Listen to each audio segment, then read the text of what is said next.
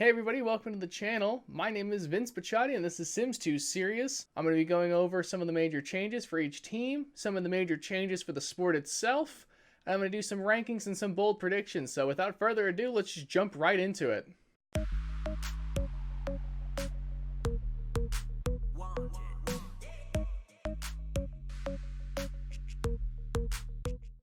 Alright, so we're going to start with all of our teams going in numerical order. That means we're going to start with the 00 Starcom Racing team. I like to think of this as one of my favorite teams. As you can see, I actually have one of their diecast. I mean, I don't think anyone has a Starcom Racing diecast, so I'm probably one of their biggest fans, so I'll try to be as objective as possible. That said, 2020, one of their biggest changes is a driver swap. Rookie Quinn Houff steps in. Quinn Houff has very little experience in all of the lower series.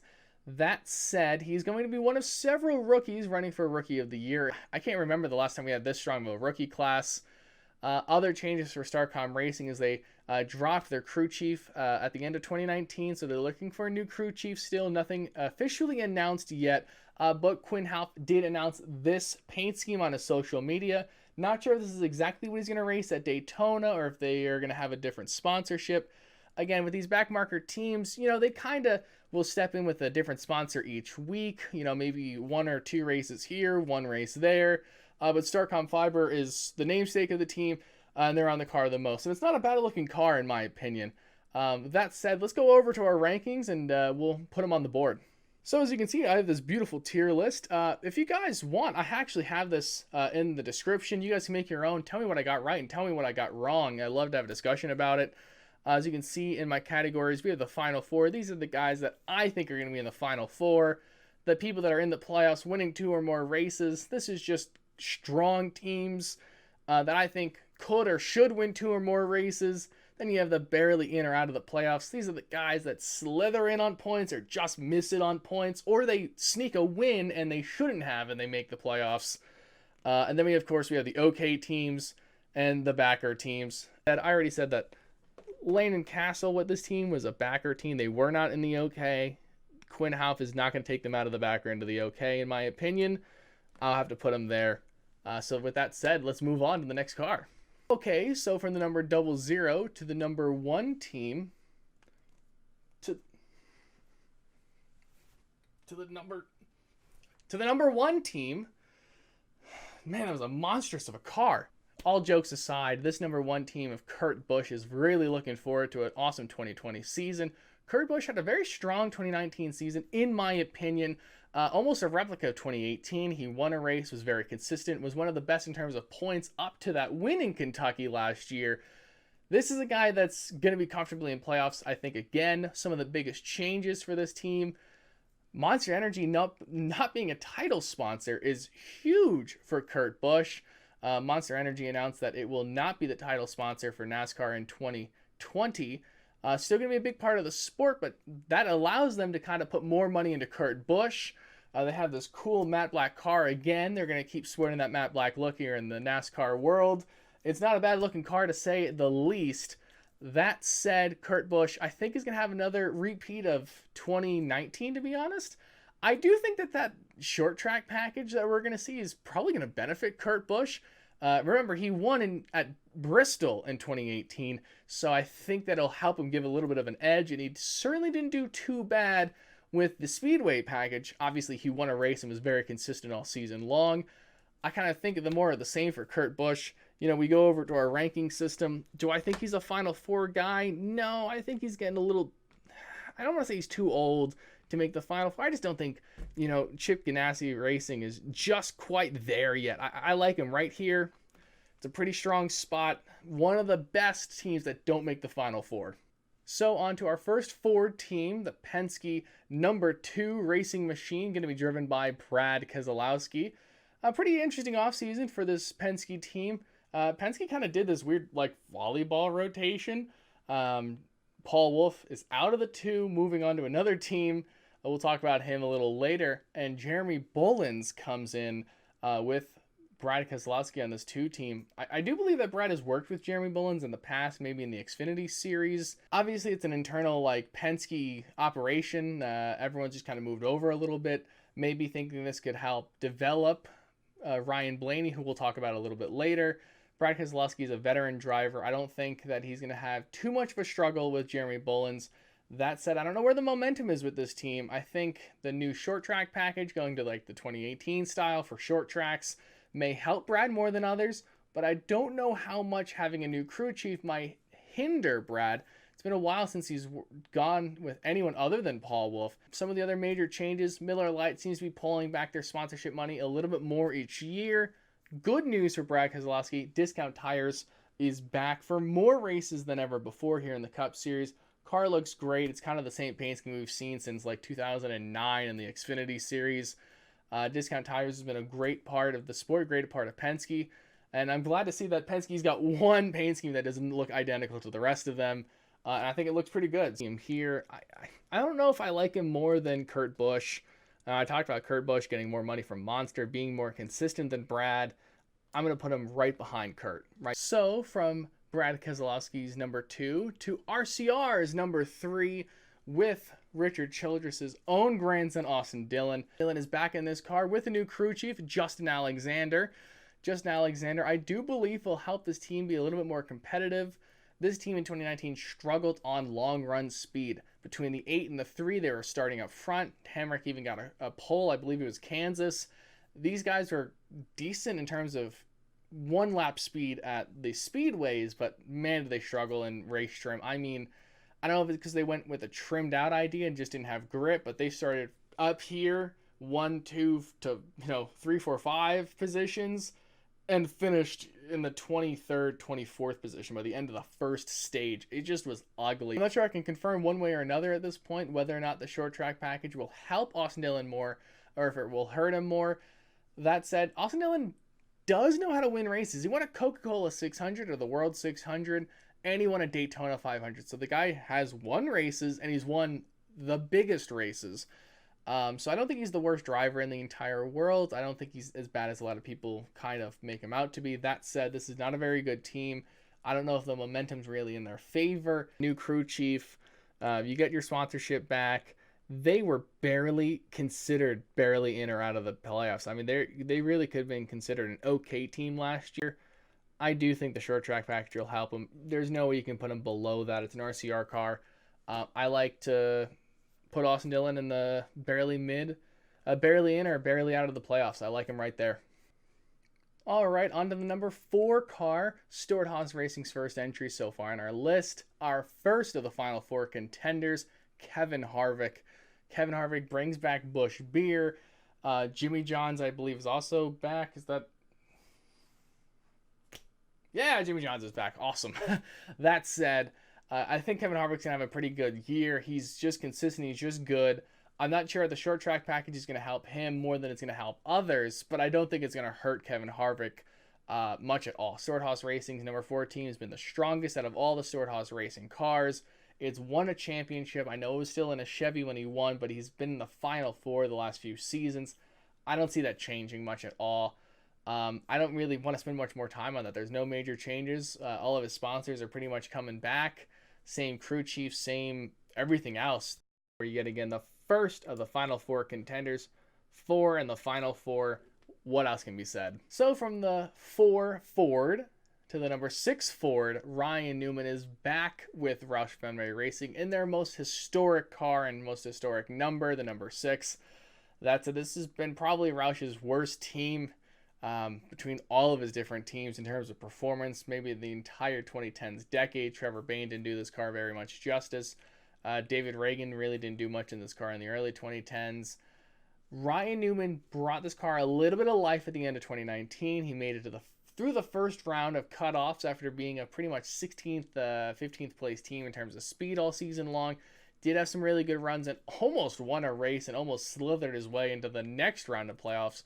With that said, Roush Fenway Racing brings Windham back for some amount of races.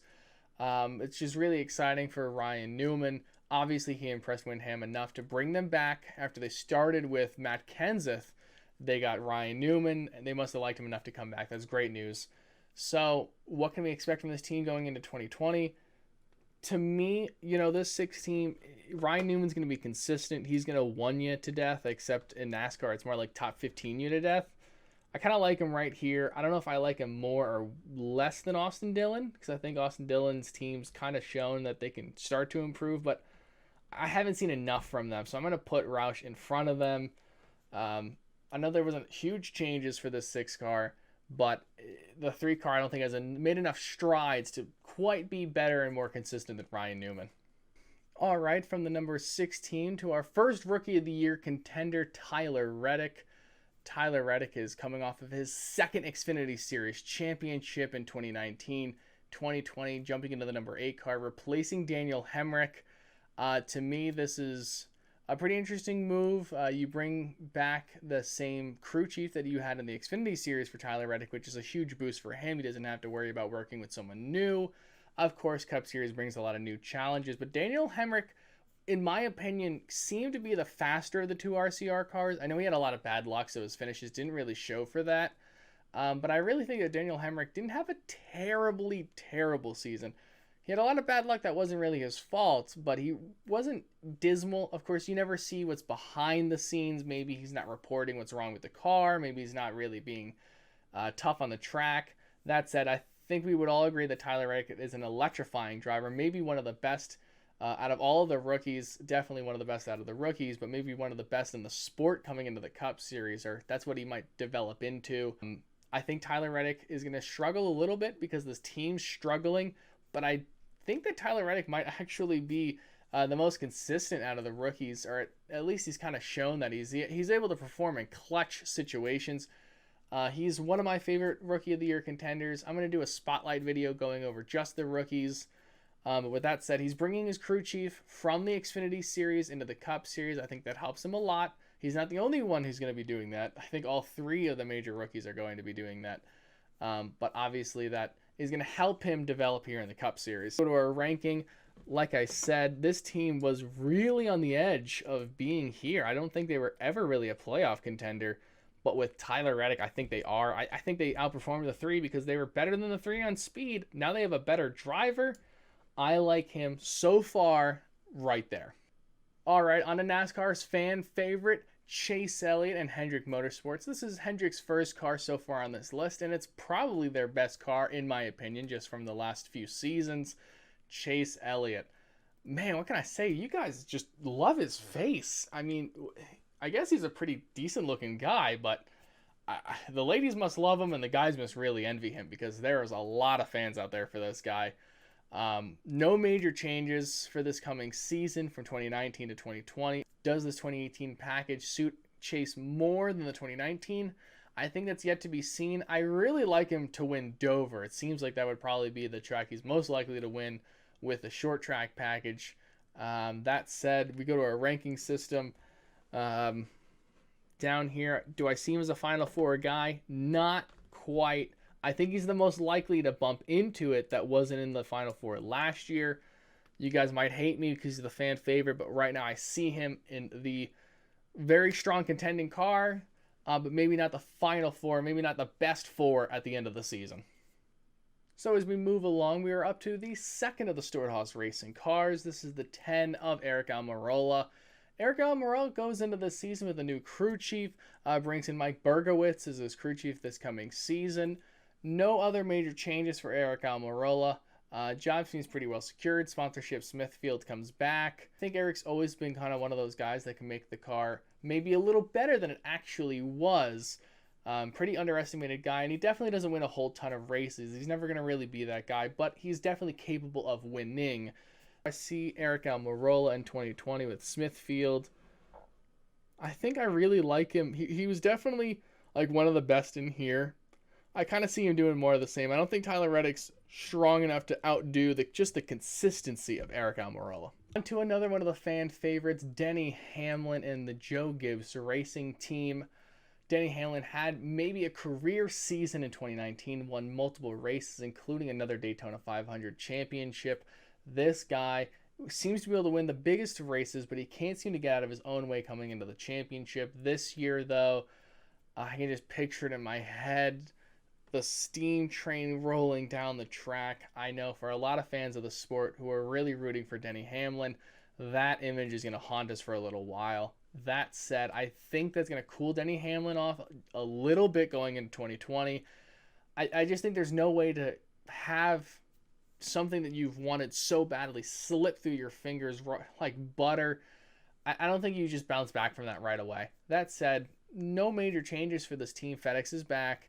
I think Denny did pretty well with this 2019 package that's back for 2020 on the speedways. Will the 2018 package hurt this team? I don't think it's going to help Denny more than it would help other teams, just in my opinion, from how he performed on tracks with the 2019 package. Remember 2018, we all thought he was going to be out of the sport. He was performing so badly, and then 2019, he blew up. I don't think he's going to be down there again.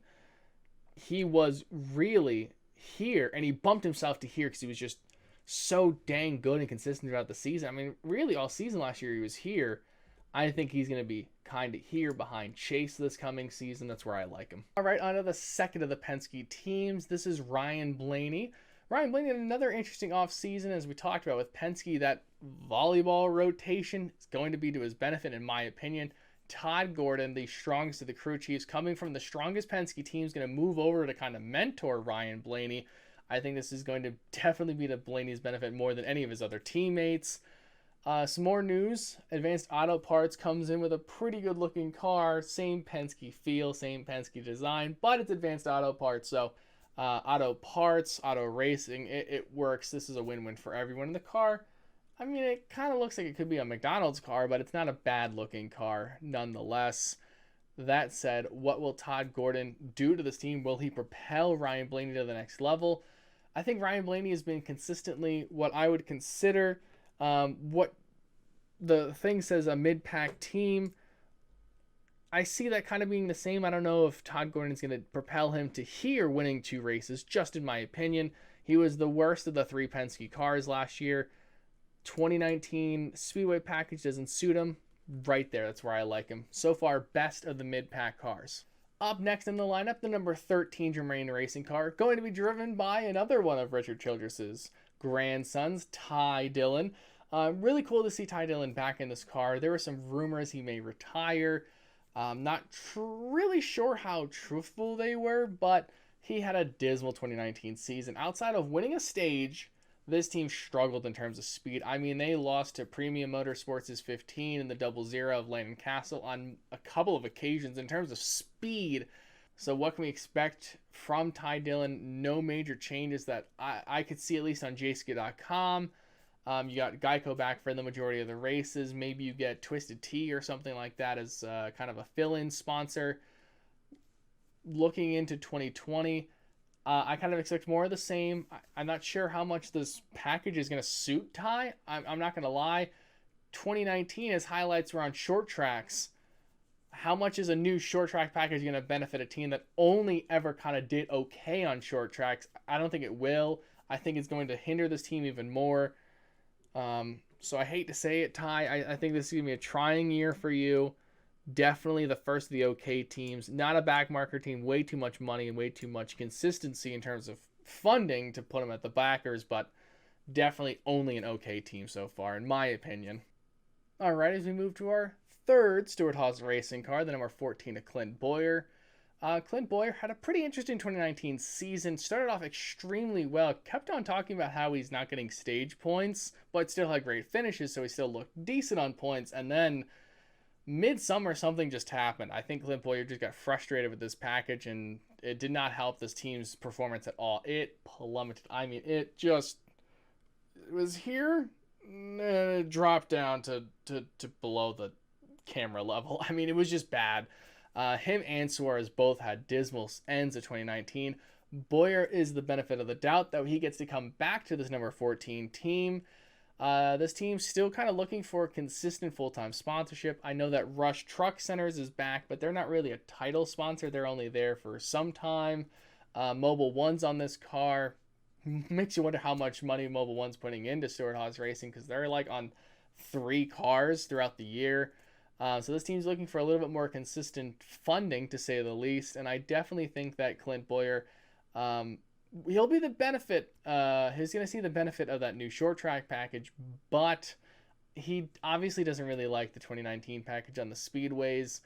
Hopefully we see him in 2021. I would hate to see such a personality leave the sport, but hopefully 2021 suits him a little bit more with the new package. That said, other major changes. John Klossmeyer comes over from that number 10 team, hopefully to kind of spark a little bit of an energy on this team, get this team moving in the right direction again. I mean, really, in terms of performance, he was here to start the year. I know he didn't really win a race, but he was kind of here just in terms of speed, or maybe best of these guys. And then he dropped to almost here and here levels. Really, by the end of the season, he was really struggling. But he's Clint Bowyer. I think he's going to be better than Austin Dillon. But I can't say he's going to be better than Ryan Newman, because Ryan Newman's team was just so consistent. And I think they have something to prove. So I like Clint right there. All right, as we move along, this is our second of the back marker teams we're going to talk about so far. The number 15 Premium Motorsports car, going to be driven by Rookie of the Year contender Brennan Poole. Brennan Poole is going to be going into a kind of a weird situation. Veteran crew chief Pat Trison returns to this team yet again this coming season, or at least all reports so far have said that. What can we expect from this team? Again, they're looking for consistent sponsorship, and they were, depending on how you label the 32 team, I consider them kind of an okay team. The 15 was the best of the back marker teams, just in terms of points and performance throughout the season. We look at our list. You know, their biggest contender was that 00, who, in my opinion, has a driver with a lot less experience and a rookie themselves. I like Brennan Poole so far, best of the back markers. All right, we have made it to the final car of part 1 so far. This is Roush Fenway Racing's second and final entry, the 17, going to be driven by new driver to this team, Chris Buescher. This is definitely a team that, in my opinion, had a very interesting off-season. Chris Buescher is coming in, replacing Ricky Stenhouse Jr. They kind of did a swap between teams. Stenhouse from Roush over to JTG, and Buescher from JTG over to Roush. Buescher, again, is still going to go through some growing pains, though, so I don't expect this team to just come out and dominate. Does he win a race? Mayhaps. Most certainly, if he does, it'll be a little bit more impressive than his win at Pocono when he won because of fog and timing. That said, Chris Buescher is a really good driver. So when you look at our rankings, I have no problem moving a team that started the season almost here, finished it here. I see him starting kind of here, maybe here, and then driving himself up to beat Ryan Newman in terms of performance and points throughout the season. Does he make the playoffs? It'll be close. He's more likely than his Roush teammate Ryan Newman. Right, now that we've gone over the changes for that number 00 Starcom Racing team, I'm going to go over to my tier maker. We're going to go rank that car. And where's my thing? What? Oh, my birds. Oh my god, my bird screensaver.